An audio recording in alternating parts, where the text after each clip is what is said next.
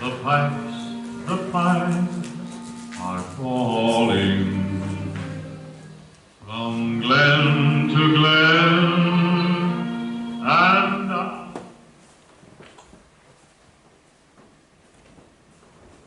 Brendan, it is so awesome to meet you face to face finally. Same here, great pleasure. We are so excited you're being here. We're all looking forward to this, especially since you won the Irish New Playwright Award last month. Oh, well, something like that certainly doesn't hurt one's reputation, now does it? I am very excited to have my show open in New York after a great run in the old country. So when did you get here from Dublin? Last week, but not Dublin, Belfast in Northern Ireland. Sure. We have an absolutely great cast that's going to be here in a few minutes. We'll do a run through. Now, what I would like to do with this reading is just make a few little tweaks, a few little adjustments, things to make things a bit more understandable for the American audience. You know, it shouldn't be too much of a problem. I mean, I hope you're okay with that. Some authors are very protective of every word. Well, I think the play is in pretty polished form, but I can certainly see a few spots I could use some clarification for audiences here. I like to think I'm a reasonable man. Good. I mean, it's just that there's things that a Dublin audience might get that an American audience might not. Again, it's Belfast where we had our premiere, not Dublin. Sure. So, A Rose Among the Clover, an Irish coming-of-age tale. Now, this is about your young adulthood in Dublin, right? Again, it's Belfast, in Northern Ireland. Yeah, that's the first thing we might have to change. I mean, people have heard of Dublin, but not of Belfast. You know, they might think Belfast was in Belgium. Is there Belfast in Belgium? I don't think so, but look, I can certainly see what you're saying, but it's not a simple thing to change. Things are very different in the two places. They're two different countries. Well, yeah, but there are a lot of counties in Ireland, right? I mean, there's Cork, there's Waterford, there's Belgium. No. I said countries, not counties. And Belgium is not in Ireland. Well, yeah, but it's still all the same country. I mean, it's not like you have two heads in one part of Ireland, one head in the other, right? You read the play?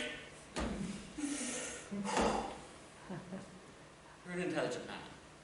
The whole point of the play is how my parents kept things from me about their relationship and about the world in general. And how it was a shock to me to find out that things weren't the way I thought they were. Look, Brendan, I realize that in Dublin, theater tickets might only cost a few marks, rubles, or whatever you use. But here, you know, people are not going to pay New York prices for something that doesn't sound Irish. I don't know about all this. See, that's why I'm here. I'm trying to make this palatable for the American audience. So I've taken the liberty, I've made a few such changes, totally in accordance to what we discussed in your contract. Oh, good, the cast is coming now. Eli, how are you? Good. And this is Brendan, yeah? Yes, Edelheid, a great pleasure.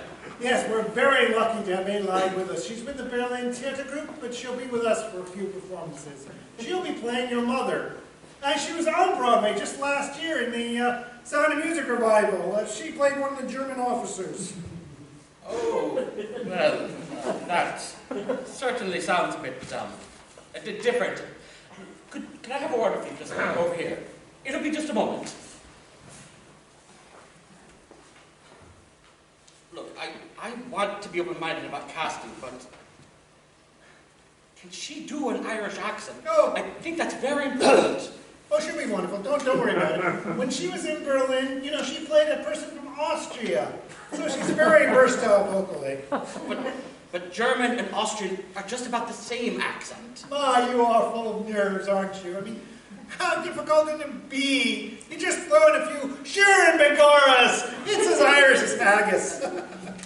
Haggis is not... Look, you want this to be streetcar named desired, you want me sarava. I've never heard of Sarava. My point exactly. Eli will be wonderful. Don't worry about it. Oh, here's Pierre. Mon ami.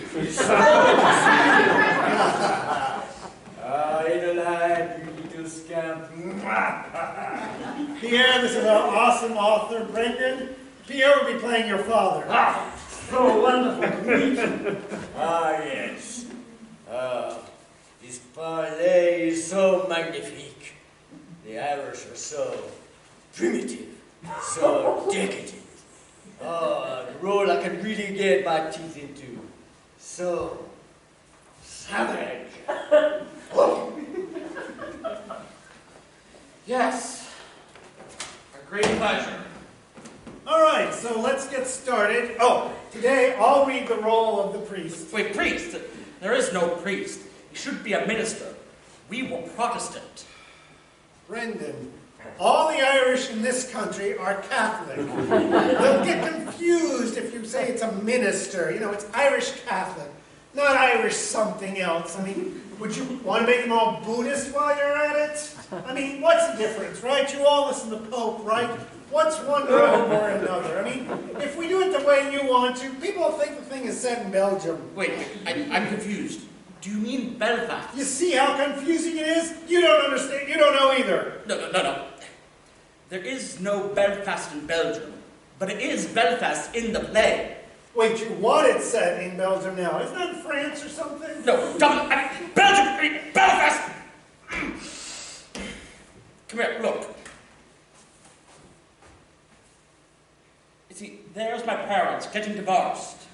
That could never happen in the Catholic Church. Yeah, that's another thing. In this version of the play, your parents stay together. What? But that's a major theme of the play. I know, but it just makes the play too sad, because we already have the sadness of your parents being violent alcoholics. What is wrong with you? That is not in the play. Well, it is now. Besides, one of the backers owns a distillery. Oh, and what distillery is that?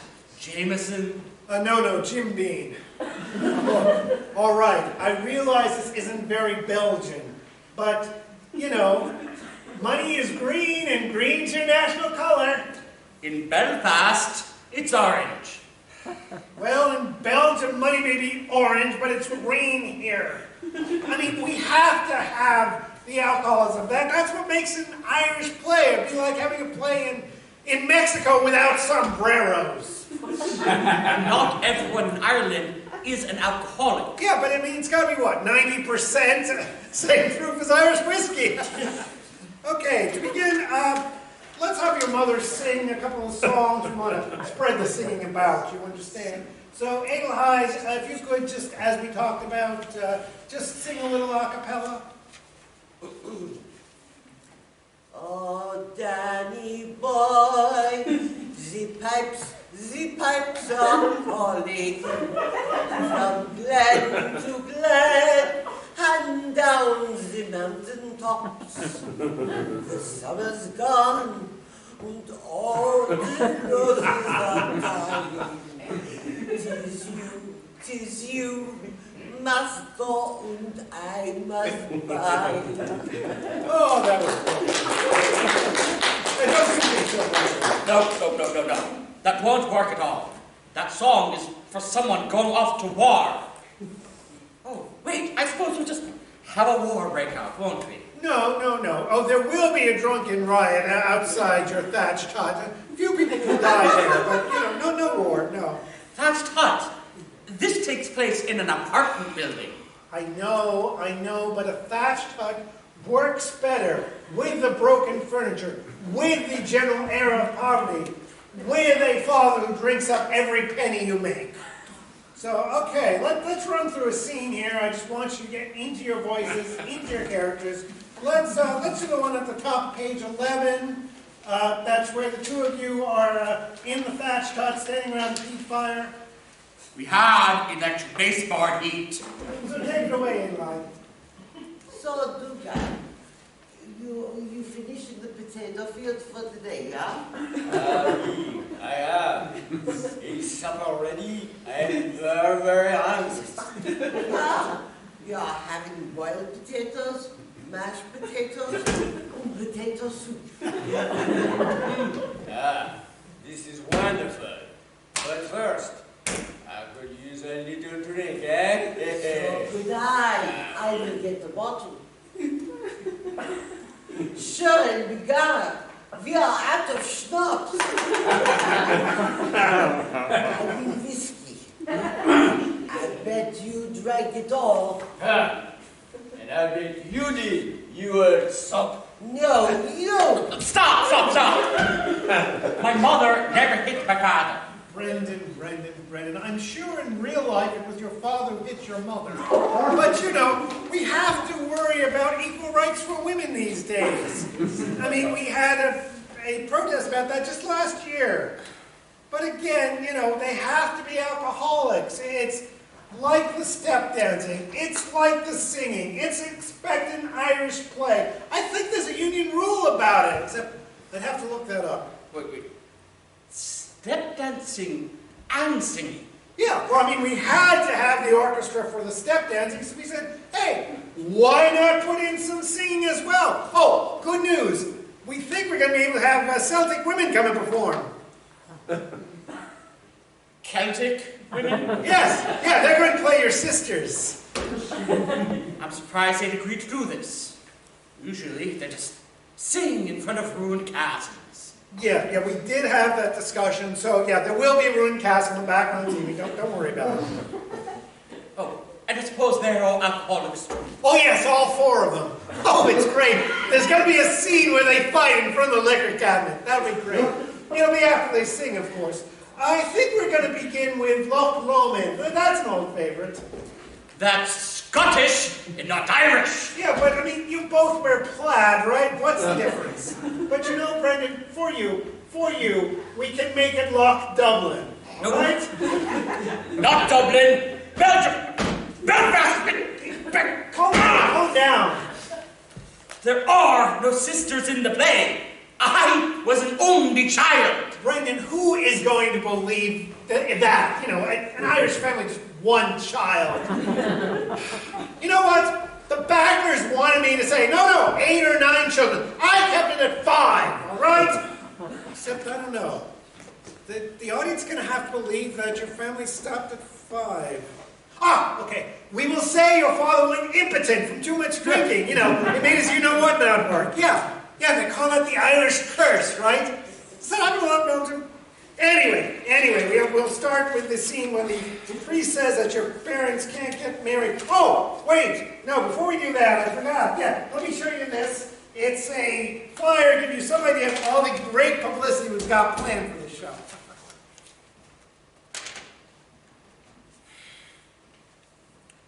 Brawls, booze, and bros. Dublin arrives on Broadway with A Rose Among the Clover, plus step dancing. Special appearance by Celtic Women. Tickets on sale now at the box office and on Ticketmaster. Why am I not surprised? Although I don't know. You know, the more I think about it, Rose Among the Clover. Could we call it A Rose Among the Thistles instead? That's Scottish again! Oh, for God's sakes, they have thistles in Ireland. They have thistles in this country. It will make it more relatable. Wait, no, you've got a good idea there. Yeah. Let's move the whole thing to Scotland. Yeah, that way we can bring in the bagpipes. We can make the whole set look like Brigadoon. That's it! I have had it! What is his problem? You know, probably off to find the nearest pub. I mean, you know the Irish. Still, if he drinks himself to death, that would be great publicity!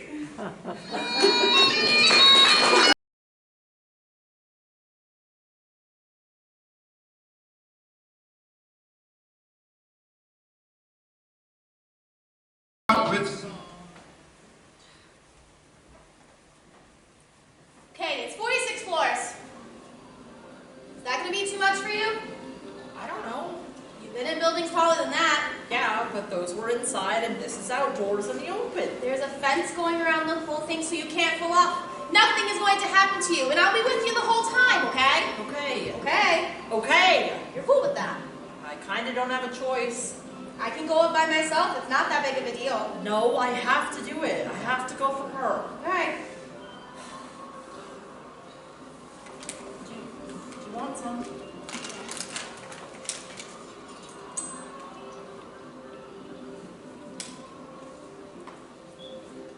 So, I had a thought. Yeah. Please don't get mad at me when I say it. Okay. What if this is the wrong Paris? The wrong Paris. Yeah, what if she meant the real one? Audrey, she never went to the real one. She went to this one. Yeah, but how do we know that she never went to the real one? I think if she went to the real one, we would have heard about it. I'm just saying, maybe she went by herself and didn't tell us she was like that. Audrey, we know for a fact that she went to this one. We don't know anything about the other one. Yeah, but maybe she wanted to see it. Maybe she wanted us to go there and... Fuck, I don't know, I'm just saying. She did leave it kind of vague. Well, check it. Check it again. Come on, Audrey. Just check it again. All right.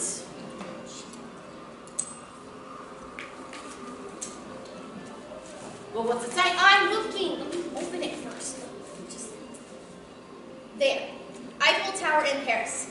That's all it says. Sophie, if she meant the one in Vegas, she would have said the Vegas one. Maybe she just assumed it was this one because this is the one she actually went to, right? She wouldn't shut up about it. How could it be the other one? I'm just saying that she would have made it probably a little bit clearer. She wouldn't make us go all the way to France for this. She wouldn't. Yeah, but maybe she would. You don't know that for sure. What do you want us to do, Audrey? Do you want us to go home? We're already here. We're going up in 5 minutes. Why did you wait until now? Well, you don't need to yell at me. I'm just trying to think, okay? Think about what? There is nothing to think about. It's this one. I know it is this one. Yeah, but you don't know that she meant this one. Yes, I do. You don't know. I don't know. We don't know. We don't fucking know. It'll just be a few more minutes. Thank you. It couldn't be the other one. It has to be here. I don't know. I'm just fucking saying.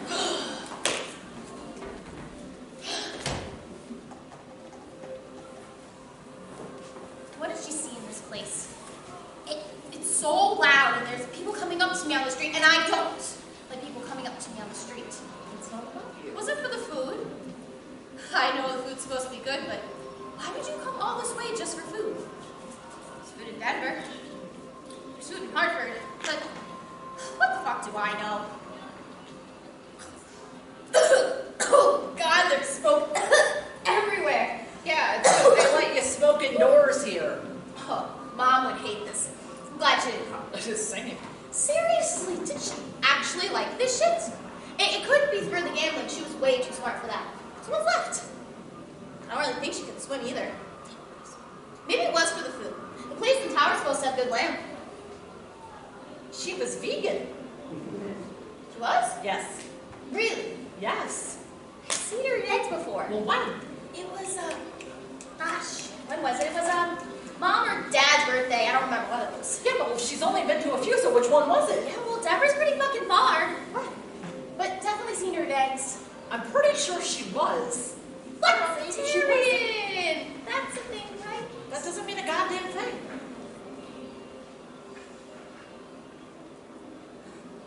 How long does it take to get out fucking elevator? Did she ever tell you why she left?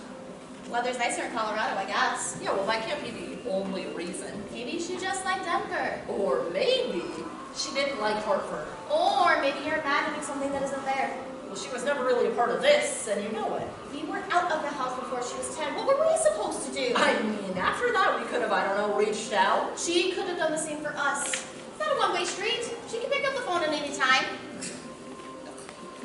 You're gonna call Mom after this, right? Yeah, I'm gonna call Mom. Thank you.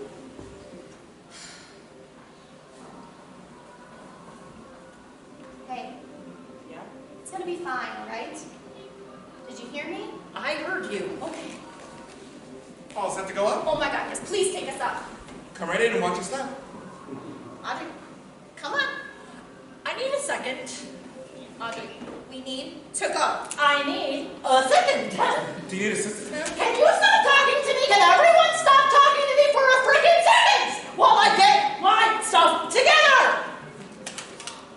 Jesus. Just need to make sure You're I'm not making a scene. You're making a scene.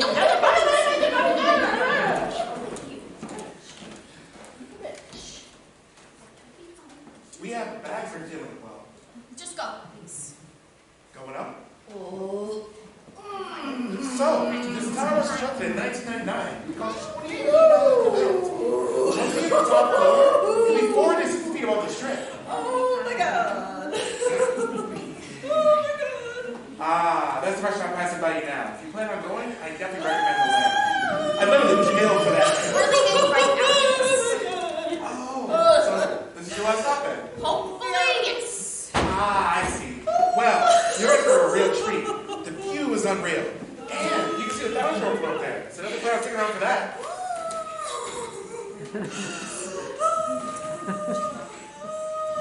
This is actually a half-star replica of the real thing. The one in Paris is twice as tall. They're really? Yes, it is. Oh, here's a fun fact you probably didn't know. When the hotel first opened, Cat Jack's captured the new flipped the ceremonial switch to turn the lights on. Yep. She was in that movie, Hustle, with Burt Reynolds. Yep. Can you please let me know when we get there?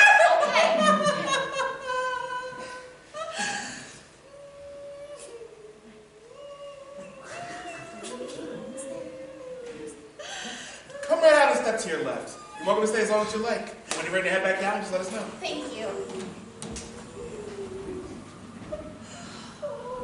We're here. How bad is it? Don't lie to me. It'll only make it worse. It's really not that bad. Promise? You'll get used to it, I promise, okay? Okay.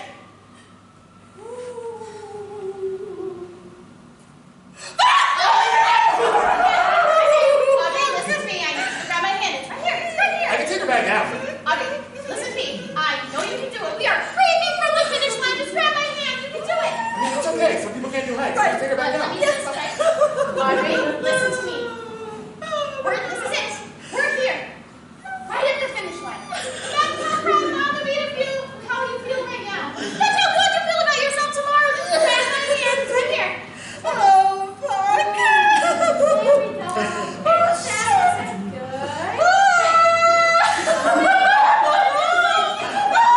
right, listen to me. Look at me. Okay, I'm gonna get you under control, okay? So, breathe with me, okay? Ready? In and out. Nice and slow. Just like this. Can you match that? Can you match what I'm doing? Good. See? You're strong as fuck. You know that? Yeah, you do. All right. Good. Checking in. How we doing? How we feeling?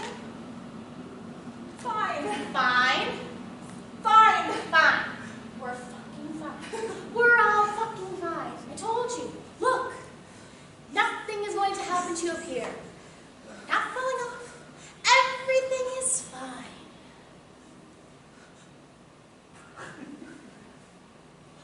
46 floors. 6 floors. Okay. Yeah. It's so good at this. Ooh. All right, let's just do it. Ooh, we got this. All right. All right, sis. We made it. I think you didn't tell us which one, so we guessed. Educated guess. We forgot that. Yeah, an educated guess. Okay. Good. Yeah. Ready? Yeah. Now, toss it over. Really, Sophie? What? It is a person. Toss her over. Go. You don't need help, do you? No, I'm fine. All right. Sophie? What? this isn't right. Oh, fucking come on, Audrey, this again? It's not right. It's not the right one. How do you know this, Audrey? How? I can tell. It doesn't feel right. It doesn't feel like her. It's not right. Everything we know about her tells us it's this one. Why are we still arguing about this? We couldn't even decide if she was vegan or not. How are we supposed to decide something like this? If you can't do it, then give me the box and I will do it myself. Who is in this? What are you talking about? Who is in this? Because I don't even know anymore. Just give me the box.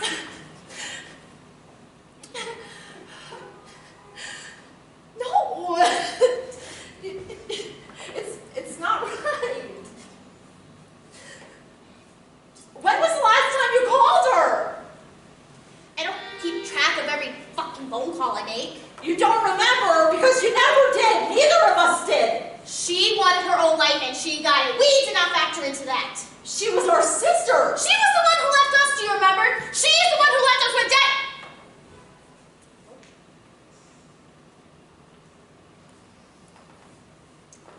We were there for Dad. I don't know where the fuck she was, but you know what? I don't care. She made it very clear she wanted nothing to do with us. As far as I'm concerned, this whole fucking trip was a fucking courtesy. And if it were up to me, I would have dumped her into the yard and moved on with my life. Now give me the box. You know why she was like that. No, I don't. Yes, you do. We treated her like shit. We didn't treat her like anything. We didn't have a relationship. She wasn't even a person to us. Wasn't even a person. Do you hear yourself right now, Sophie? She was our sister. She was our responsibility. Well, she can take care of herself. Well, clearly she can't. Couldn't. She couldn't take care of herself. Audrey, listen to me. You are on some very thin ice right now. She was our family, whether or not you like that. Lots of people are family. That word doesn't mean anything anymore. Oh, fuck you! Here we go. What makes her any different than me? What makes me any different? I grew up with you. I didn't grow up with her. What difference does that make? What difference? Audrey, we shared a bedroom for 18 years. That makes a pretty big fucking difference. Exactly. We didn't even try with her. We didn't even fucking Audrey! try. Hey, listen to me for once, Sophie. This isn't right. What we did was wrong. We left her, and we didn't protect her. Mom never forgave her for being born into whatever the fuck it was, and we didn't protect her. And now we're left to deal with this. This is all our fault. Give me the box, Audrey. You don't deserve to have her. The fuck did you just say to me? I said you don't deserve to have her. Who the fuck do you think you are? You did just as much for her as I did, and you don't get a free pass because you feel bad about it now. The damage is good done, she is gone, and it doesn't go away because Audrey says she's sorry. Well, obviously, I'm not trying to absolve myself of anything. I was part of the problem, I know that. So explain to me why I don't deserve to have her then. Go on, tell me why I don't deserve to have her, but you do. I don't... Sophie, you were the oldest. It should have been you. Oh, fuck off, you don't need my permission to make a fucking phone call. And where do you go off by saying that it's my fault that you forgot that she was there? Don't you put that shit on me, don't you dare put that shit on me. I'm just saying I was waiting for you to start. You're really so fucking helpless that you can't pick up a phone unless I tell you it's okay? I'm just saying that maybe things would have been a little different. Audrey, that's enough. I'm saying if we were there, maybe she'd still be alive. Don't you fucking dare. Maybe if we were watching her, she wouldn't have fucking jumped!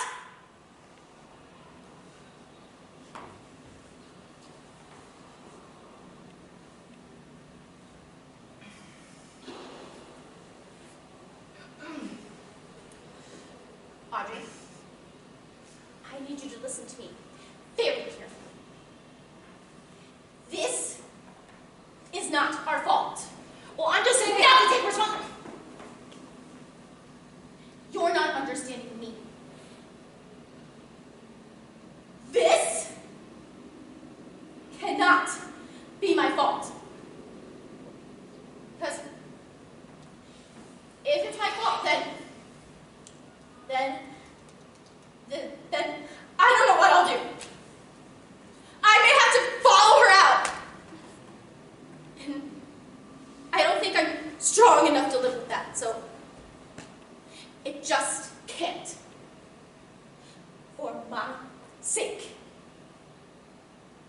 It just can't. Do you understand? Good.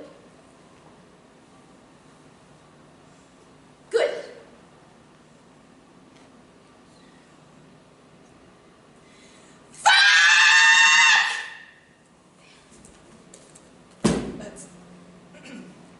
I'm sorry. Obviously, it wasn't your fault, and no one thinks that. We don't even know who was in this, and I have nothing to say about it. How the fuck did this happen?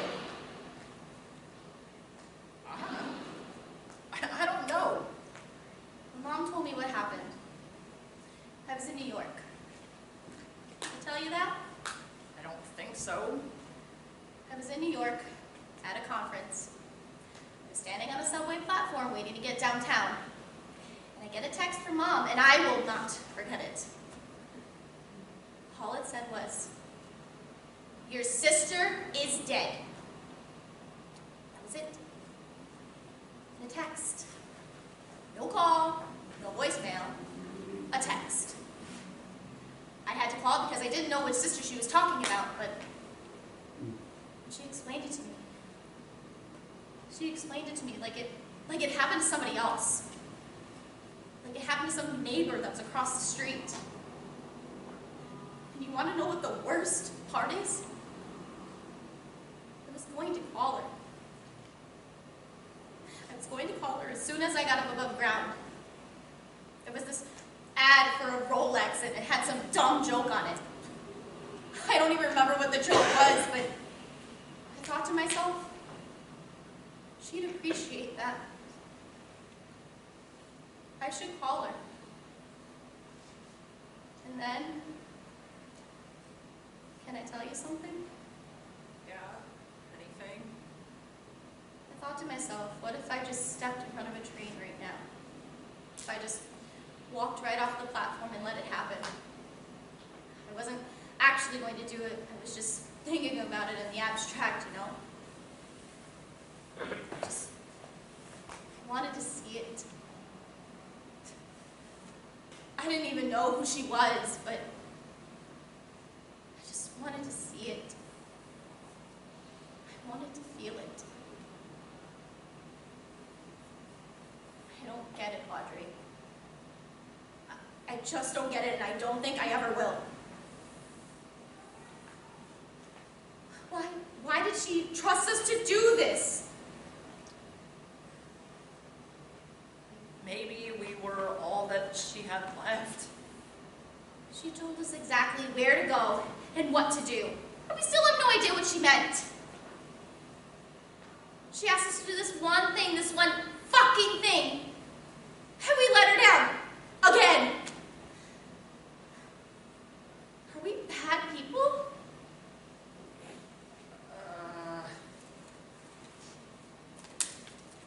What's, Yeah.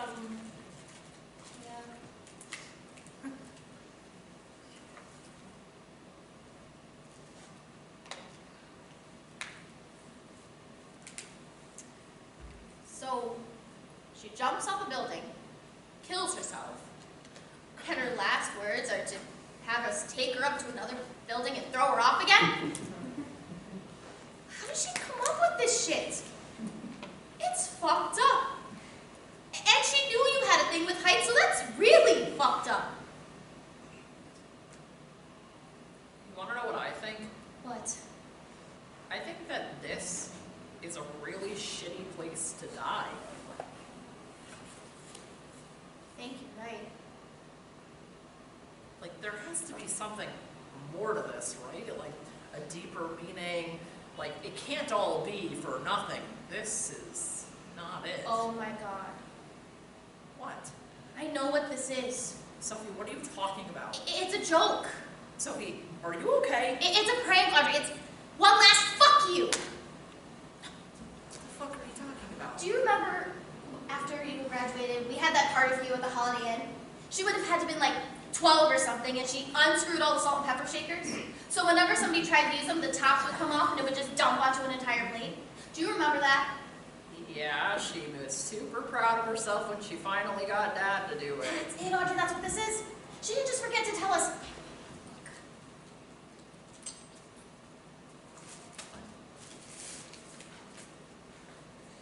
Look, Eiffel Tower in Paris. She knew it was fake. And anyone with half a brain would have figured out which one it was. She did it intentionally. She wanted us to fight about it. And she knew we would.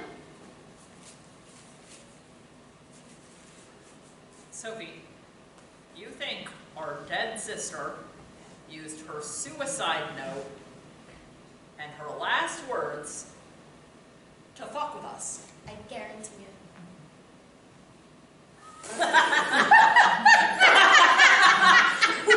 Do you get it now? I get it! Oh my god! Yo!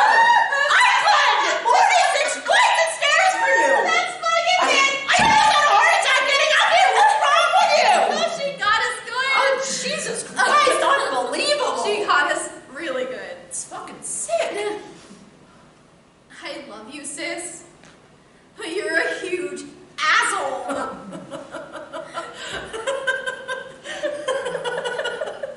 Yo, Mom is gonna get such a kick out of this. Yeah. We need to get off this tower. Yeah! Let's do that. Let's just figure this out. Yes, let's do this and go. Okay. Whew. All right. We got this. We've been up here enough. Okay. Whoop, whoop, whoop, whoop, whoop, whoop. Still not great. Whew. All right. Wait, What? let's go to the real thing. The real Paris. Yeah. You know what? Fuck it. She's gonna get the real thing and she's gonna like it. This one's just a cheap copy anyway. The real one's twice as tall. Oh, goody. Come on, let's go. Hey, Yeah? I don't think that we're bad people. I think that we've done some bad things, but that doesn't make us bad people. I wish that I could take the younger version of myself and just, shake her before she makes one of the biggest mistakes of her life. But, oh my God, I'm doing it again. I'm talking about myself, and our sister is dead, and I'm spiraling, and what the fuck do I know? You know enough. Come on. Sophie, I really miss her. I miss her too. Whoever she was. Oh, set to go down? Oh my God, yes. Yes. Go! Happy. Watch your step. All right, precious cargo secured. Okay. So, you think this is all really just one big joke? We have to believe it. We don't have a choice. Going down.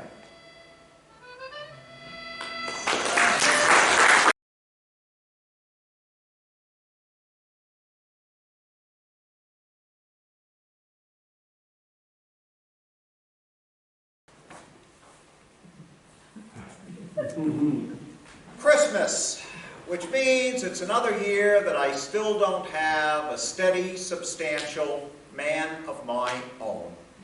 It means spending lots of time with my family. My wife, Madge, my 3 children, others they bring home. Me feeling guilty, Wishing the whole time I could be at that house. Feeling guiltier. Christmas, which means I'm a year older than the last time I went through this soul-deadening holiday. And it suggests that the pattern will likely continue until I'm dead. It's interesting that I do actually look forward to Christmas.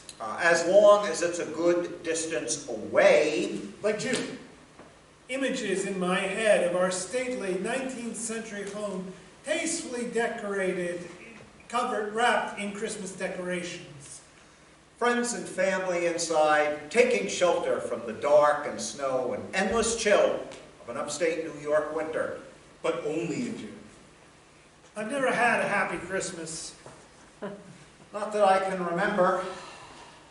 A man who grew up in a family like mine doesn't remember enchanted holidays. He remembers a father who was safest when unconscious. And a mother whose rage ratcheted up with impressive speed. Christmas Eves, my sisters and I couldn't sleep. But not because we were waiting for Santa. Madge loves Christmas. But not like the Victorian scene I had in mind in June. Nope, colored lights all over the property. A Yuletide pimp. She shops for months. And after Thanksgiving, turns the kitchen into Hell's Bake Cavern. Madge has a Christmas card list which is pages long.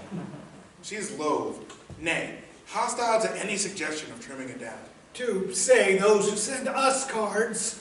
Or people we actually like. But even Madge has her limits. This year she has decided it is all too much for her.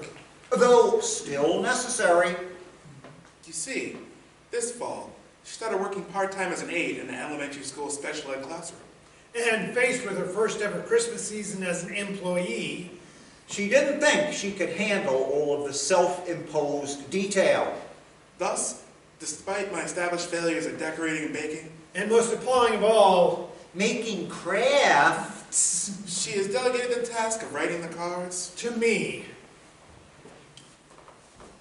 I retaliated with the editorial decision to have cards printed up with our names.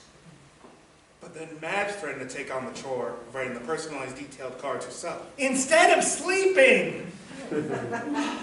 We finally hammered out a compromise with which Madge was barely satisfied. A newsletter. I would write it. Detailed. From the heart. Christmas newsletters are by nature loathsome. Full of trifling details that no one has any business remembering in the first place. Plus, other people's actual happiness irks me. Since I seek it so often. But still, such a thing should be easy to write. Paint by numbers.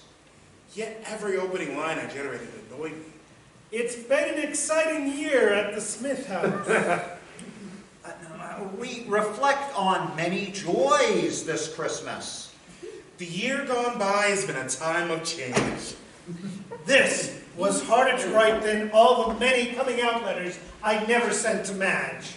I almost ditched the task. Until, like a high schooler, I figured out how to do the least possible work. I would write the most platitudinous opening lines I could think of. And then the newsletter would be born, copied, stuffed into envelopes, and mailed. It's been an exciting year at the Smith home. We reflect on many joys this Christmas.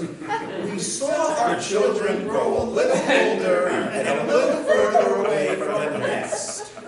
The year gone by has been a time of change.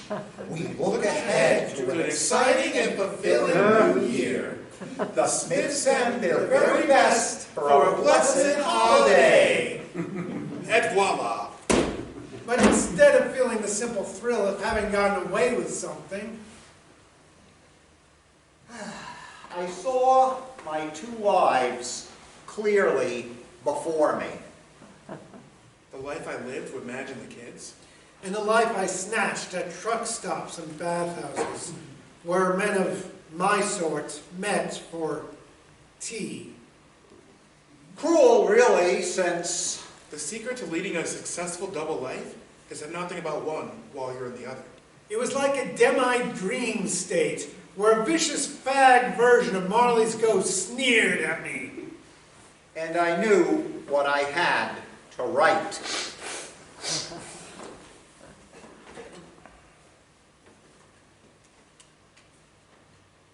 It's been an exciting year at the Smith house.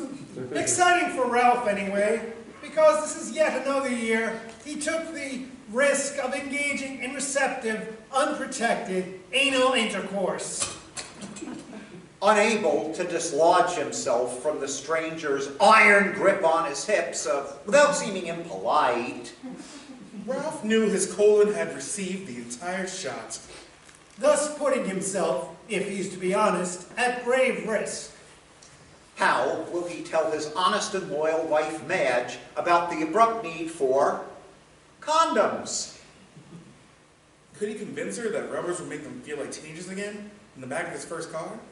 That Oldsmobile Color Supreme that he bought for $1,500?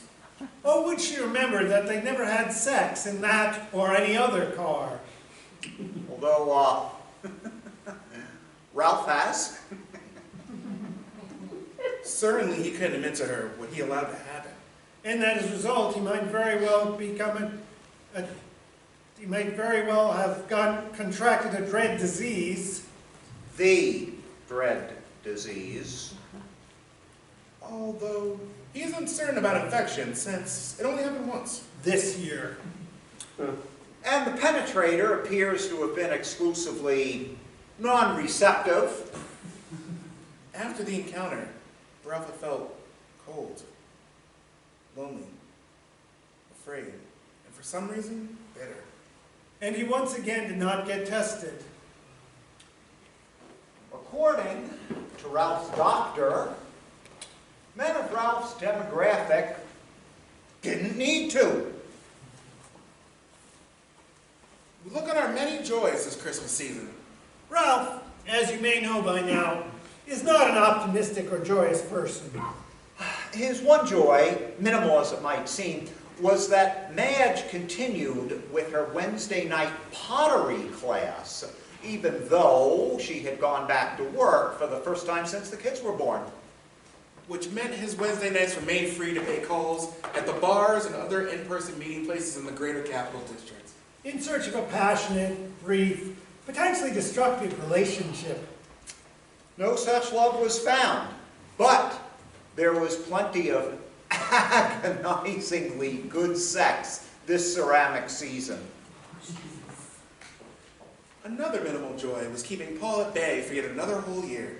Paul, whom he referred to here as his suitor. Paul, also loyal and patient for years for any overt sign of commitment or affection from Ralph. As this Christmas newsletter draws to a close, we know how our children are grown a little older and a little further away from the nest. Actually, not far enough away. Robbie is still an odd child. Maybe the last kid in a pack always is. Ralph is perplexed that Robbie is still somehow only a high school junior. Even though it's been 16 years. Ralph still can't believe he agreed to a third kid. Teresa, first child, only daughter. Near perfect. Gentle, smart, driven. Philip, next. Not so driven. But married, employed, homeowner. Robbie is sullen.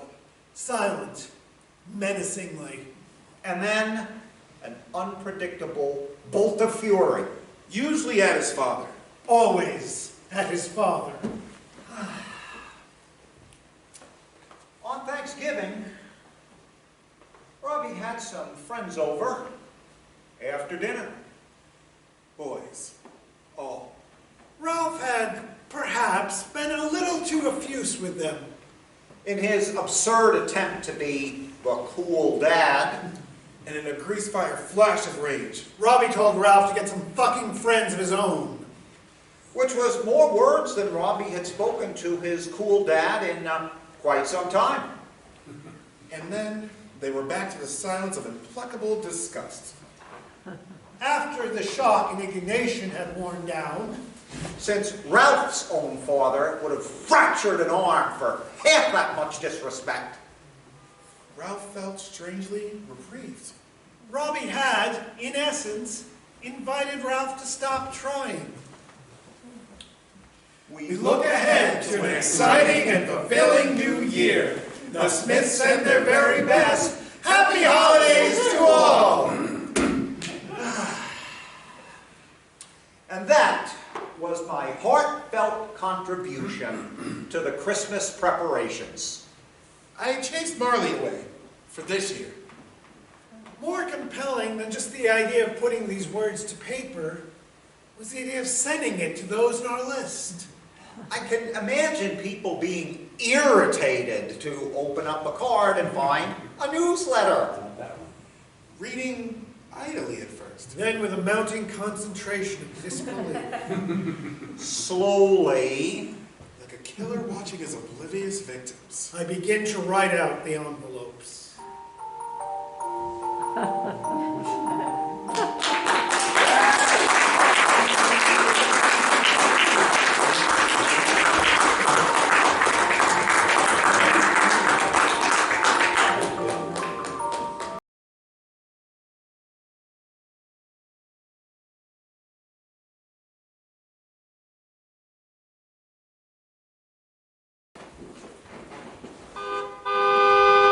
All right, everyone, off the bus. This is literally the last stop of your lives. Thank you, St. Peter, and bless you. Again, it's just Peter. Ugh, newbies. I am at a loss for words right now. I know. Did you ever imagine this place would be so beautiful? I didn't imagine anything. Okay, mortals, you'll have plenty of time to go off. Now get the fuck over here for processing. I'm sorry, but you just cursed. Yeah, you're damn right I did. Now get over here before I curse you. So in heaven you can swear? Yeah, it's a free afterlife. You can pretty much say whatever you want. Now, what's your name and how'd you die? My name is David. I died of a heart attack at the age of 87 years old, which is why I am wondering why I appear to be back in my 30s. Here you can look however you want. This is your default template. But if you want your balls to sack to the floor again, then go right ahead. And what's your name, dear? Aaliyah, and I was hit by a bus. Oh, sweet. Street pizza. Yes. And I already know you, hon. I know you went out like a rocket man. Loved your work down there. Now have a seat. We're just waiting on one more arrival.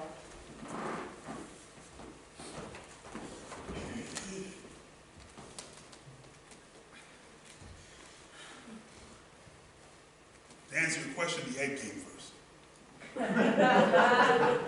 And, yes, I can lift a rock that is so heavy that even I cannot lift. And that I can lift that rock that I've created to be so heavy that even I cannot lift. Oh, and no, Chardonnay, your second grade teacher did not hate you. He didn't think you weren't that good at drawing. Oh, and that woman in the red dress was flirting. I'm sorry. Who are you?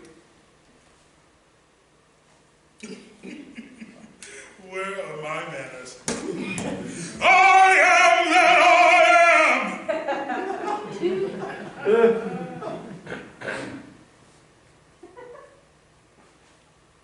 I'm God. I'm sorry. You're God? Last time I checked. Or God. Is there an echo in here? Yep, I'm right here, and over here, and over here. That's a little tricky. My Lord! Whoa! Do you know where my feet have been? Please don't kiss. Come on, get off. Now, let's see. Get off of me, or you will be smooched! Or smitten! Well, I guess you already been smitten. I apologize, Lord. Please forgive me. All right, look. How about you give me 10 Hail Marys and a vodka tonic, and we'll clear the way. All right. How are you two doing? Oh, I don't hear you praying, David. Who wants a grand tour? Gee, remember, it's Taco Tuesday, and Lucy will be here any minute.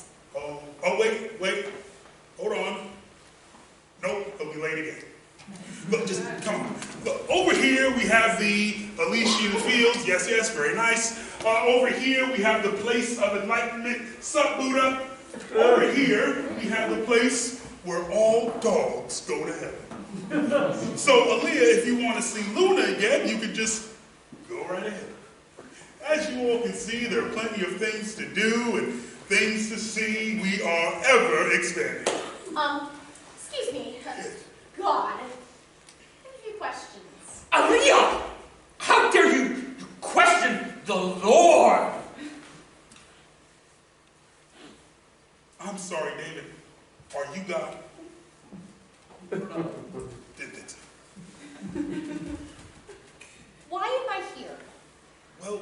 because you died. Duh. Any more questions? No, David, you no longer have to use the bathroom. Unless you want to. We don't shame you. No, I mean, I was an atheist when I was alive. Oh. Easy there, bud. Don't run out of gasps. I have a feeling you're going to be doing that a lot today. But blasphemer! How dare you sully this sacred ground? You are a child of the devil! I have a talking chainsaw, and you sound like more of a tool. And child of the devil, first of all, no. Second of all, the devil only has one son, and he's an actuary, and he's 5 months sober. We're very proud. And third of all, have you met the devil? He's an idiot. Excuse the fuck out of me. I knew that'd get your attention. Late again, Lucy. Well, I'm sorry that hell is a full-time job. Oh, and before anyone asks, no, I wasn't performing cunnilingus on Lilith. She just decided to put her desk above my staircase for some reason. What can I say, love? I just love the warm air in my Garden of Eden. What is he doing here? Oh, it's Taco Tuesday. And who could this succulent Bible thumper be? Easy, Lucy. Look, I am glad you're here. You can help this young lady with her questions. Oh, delicious. If the first commandment goes, I am the Lord God and you shall worship me. Actually, that's a misconception.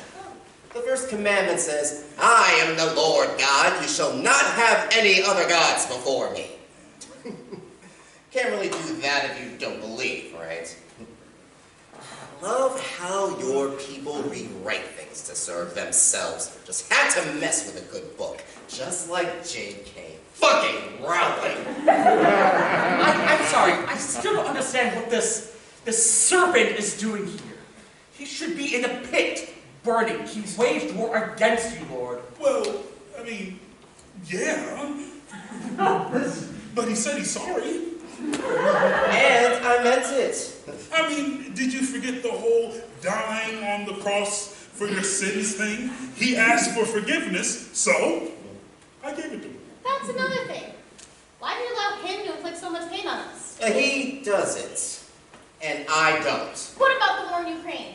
All those lives senselessly lost? And you think I did that? Did you see a man with horns run around with a gun? Well, no. But What did you see? I saw pain. Men and women and children crying and suffering. All that death and anguish. And who was doing that to them? Other people. Exactly.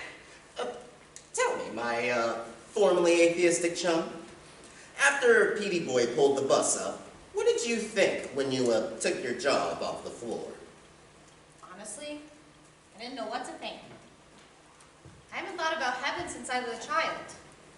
But I still have some questions. Of course you do. And you're human. Inquisitive minds are making you lot so damn fascinating. You still want to learn more, don't you? Gee, who does she remind you of? Oh, good old Prometheus. Oh, and to set the record straight, that was Zeus, not me. That guy's a dick. You got that right. You know the story of Prometheus, yes? Sure, he brought fire down from Mount Olympus and gave it to all humans. And was that a good thing, or was it a sin? Both? Close. He wanted exactly what I wanted, what you wanted, and what Miss No Panties, his goody-goody ex wanted.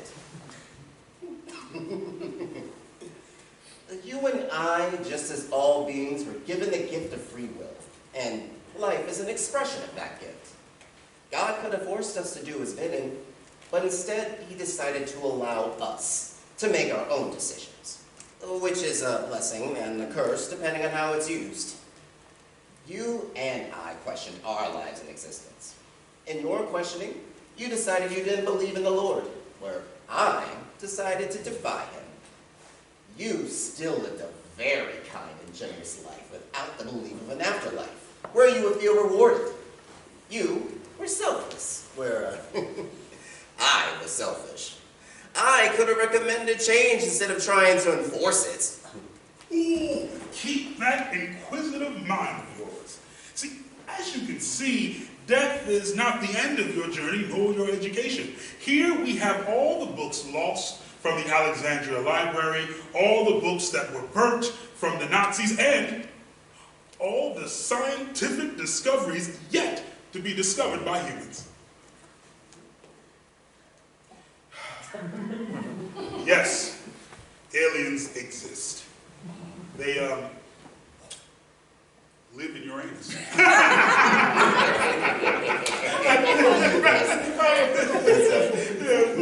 Yes, they are real. Assholes. Like that. Assholes. Woo! Leah, would you like to see the Big Bang? And then I can show you the aliens in your anus.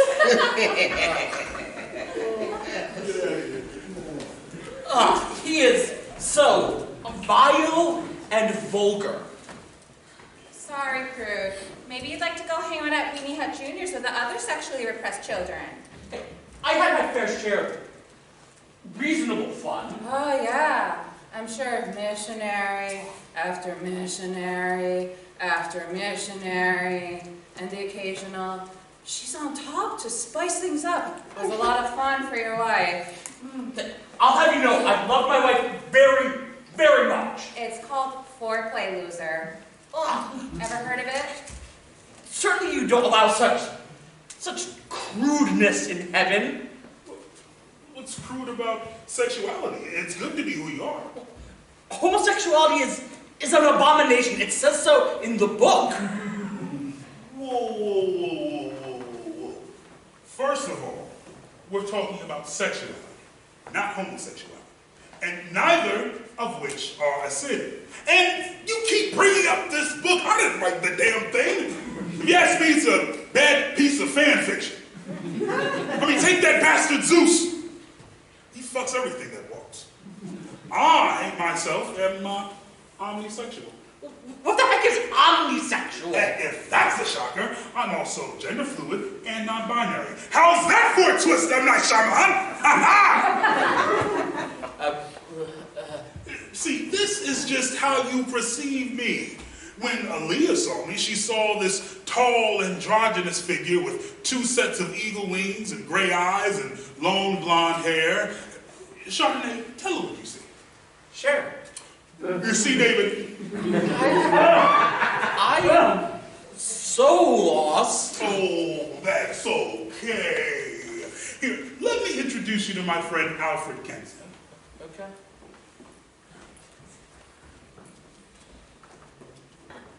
Sound like some assholes you know? Too many. Yeah, I've seen some real pieces of shit downstairs. I just don't get it. You know, all those jackasses who called me a whore just for walking home from work. Those girls in high school who would pull my hair just to see if it was real. My father who called me a... Oh, I can't... You went through a lot down there, huh? You could say that. Like, don't get me wrong. I'm really happy to be here. I am. I just... I don't know. It's okay. I understand. You think people always got me? I'm used to having dicks like Davy Milquetoast drop at the gates and immediately start spewing Genesis at me. Doesn't that hurt? Yeah. I hate Phil Collins. That was meant to be a joke, hun. Oh. It's complicated. There were people who would say I was sinning just for being myself, but then some of them were the only ones who really got me. Some of them? Those religious types. Before my own mother could embrace me for who I was, My pastor told me that I was exactly the way I was supposed to be. But not like I should accept myself for the way I was born. No, more like God already knew. You know, he knew how many hairs I had on my head. He knew I was different before I did. He made me that way. And in a way, it kind of felt like love. Love? To be a part of something bigger, in a way. You know, it was the first time I looked at myself and didn't think there's something wrong with me. I could almost feel it in my soul. You know, I was right. I was a reflection of God. I just don't understand how they can hate me and love me for the same reasons. I'm sure you've heard this before, but it's because you're different. Is it really that simple? They hated me long before your age of Twitter and coffee cups and beer cans. They hated me when all there was me and a boy in a garden. How could they hate you? There were only two of you there. Because I did exactly what you did. I loved myself. I embraced myself. I saw myself as powerful and capable, and they hate that. And that's why they hate you. Why? Because small men like the rules made by small men past. It's the only thing that keeps them where they are. When you're born on third and think you hit a triple, you'll do anything you can to stay there. So they think they can use big G's words to keep things the way they are. Otherwise, they start to realize how small they are and how loose their grip on control actually is. We threatened that. How? Because they couldn't control us. By our very existence, we rebelled. Loving yourself as a woman is one of the most radical things you can do in their world. And I think you loved yourself, right? I was wonderful. And those three little words would have all the Davids in the world shaking in their boots. To know and love yourself and embrace all that G gave us and to be proud and feel and sing and dance and fuck and fight and believe and change. That's why they hated us.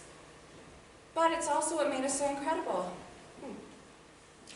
Lily, would you mind giving us the room, please? Sure thing, G. Oh, and Chardonnay, 110,227. What? How many hairs do you have on your head? Thank you, Father. Come on, Chardonnay. We're having lunch with Aretha. Woo!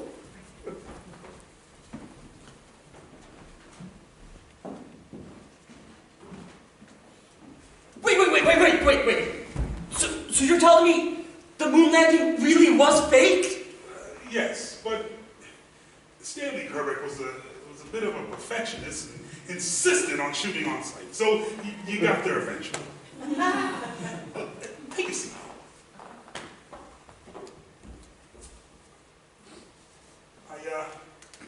I know what you're thinking. What? I don't know. You've been thinking it ever since you got here. Your favorite color's blue. You had a dog named Skippy. Jessica Daniels broke your heart in the 11th grade. David, like I told Jonah, you can't hide anything from me. Go ahead, ask me. So this is it? This is it. But I worked so hard. Oh, you did. You were my most faithful servant, and you have more than earned your eternal reward. That's just it. I earned it. I spent every Sunday in church, almost every Saturday afternoon in the soup kitchen. Heck, I was even a marriage encounter counselor for a time. And you just let anybody. Well, yeah, I don't understand. David, you're thinking about this too hard. Look, you want some weed to take the edge off? No, I don't want weed. I want to understand. David, when have I ever said life was meant to be a competition? You didn't, but there was a book and things written in that book. Yes, there was a book and things written and rewritten in that book that were in the service of politics, not faith. I gave simple rules that were dictated over. Look, David, there's no one way to get here. No one way to live your life. Then what does it take to get here? A good heart. That's the most valuable thing in this world. But what about sin? Oh, yes. We make mistakes. But you can always be forgiven. You just have to ask for it. Here.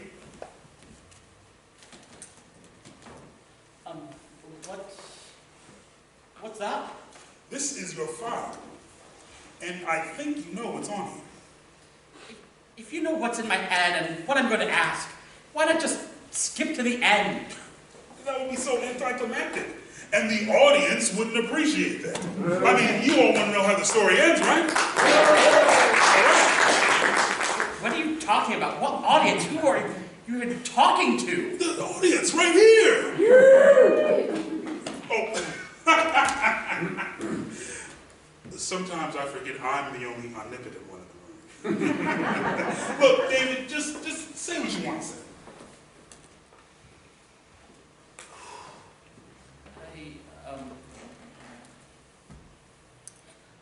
I shouldn't be here. Why is that? Because I sinned. Oh, yes. You were a good person, but you stumbled, you fell, you spoke out of turn, but yet you never harbored hatred in your heart. I mean, even right there with Chardonnay and Aaliyah, that was more griefless, wasn't it?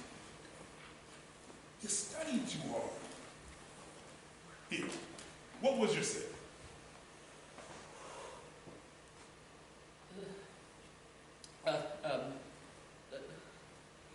Adultery, deception, hypocrisy, betrayal. Oh, I know. I'm sorry. I don't deserve your forgiveness. But you have it anyway. But why? Because she forgave me. My wife, but I never got a chance to tell her. Oh, she knew. She knew and she forgave you, and she asked for your forgiveness. See, I knew you'd be too ashamed to ask and too ashamed to tell. But David, all of this was gone and paid for. I deserve to be punished. I should be the big burning. I made peace with that fact long before I died. Oh, my sweet boy. Did you forget about the whole forgiveness thing? I mean, I would think that was my most important teaching. I mean, that and don't pass somebody on the right. That's just annoying. Why do you keep making so many dad jokes?